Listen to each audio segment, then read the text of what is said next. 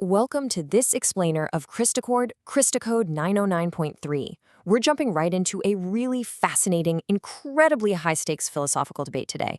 It's all about free will, human nature, and, well, the ultimate cost of peace. We're going to be drawing specifically from chapters 11 through 15 of our source material. And what we're looking at is a scenario where a group of everyday, normal 20-year-olds are suddenly faced with an absolutely irreversible decision. So let's just dive right into this ultimate dilemma. It's disguised as a medical miracle, right? In the text, you've got this principal named Serpent, and he's pushing something called Project Unity. It's a mandatory injection designed to literally rewire human DNA and hook everyone up to a global network. The promise, to filter out all those messy, unpredictable human instincts. So the profound question these 20-year-olds are wrestling with is this: would you trade the exhausting, chaotic reality of just being human for a forced, perfectly calm peace? Honestly, would you take the shot? Section 1. The price of perfect behavior, curing the chaos. Now, Serpent looks at the typical, let's admit it, sometimes frustrating defiance of 20-year-olds, and he doesn't see a necessary phase of growing up. No, he sees a dangerous glitch. He points out things like rampant entitlement, a total lack of remorse, and this belief that the rules just don't apply to them. He argues that these are the exact traits causing societal chaos, like riots.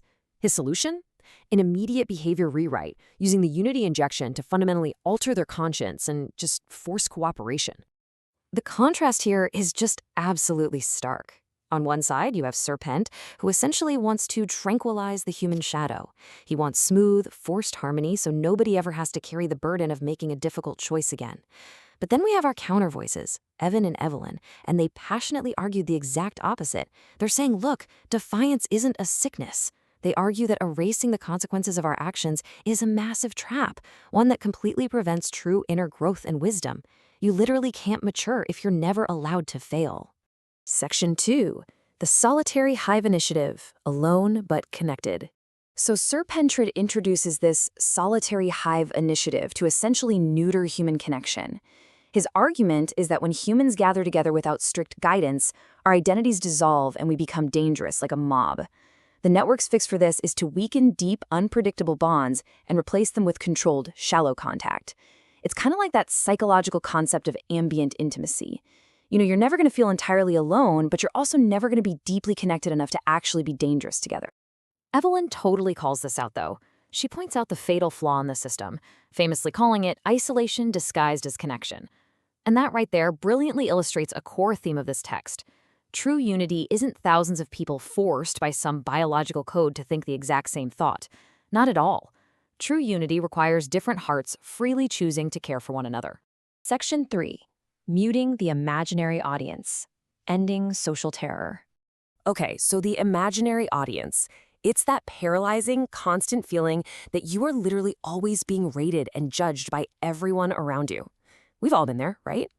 In the story, Abby, one of the 20-year-olds facing this impossible choice, is just completely exhausted by this crushing social terror. She spends hours terrified of making even one wrong move. She is so burned out by this constant feeling of being exposed that she's actually willing to let the network completely hollow her out, just to get a little bit of peace and quiet. And this brings us to the core conflict of our explainer. Serpent promises to end all this social terror by just erasing this sensitivity entirely. Basically blinding the youth to bring them instant calm. Sounds tempting, doesn't it? But Evelyn argues that the answer is not to erase our sensitivity. Instead, she says we've got to learn to see with deeper eyes.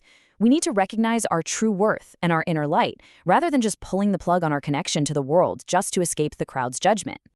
Section 4. Numbness as a safety drug. Trading risk for quiet. Now, Serpent pitches the network's safety protocol as the ultimate relief for burnt-out young adults. Imagine an injection that overrides the impulse to take risks, deletes that youthful belief in invincibility, and totally replaces thrill-seeking with precise, calculated caution. It essentially guarantees that you will never ruin your own life by making a reckless choice. And for characters like Rev, who really feels like his own mind is just too messy to be safe, honestly, this sounds like absolute salvation.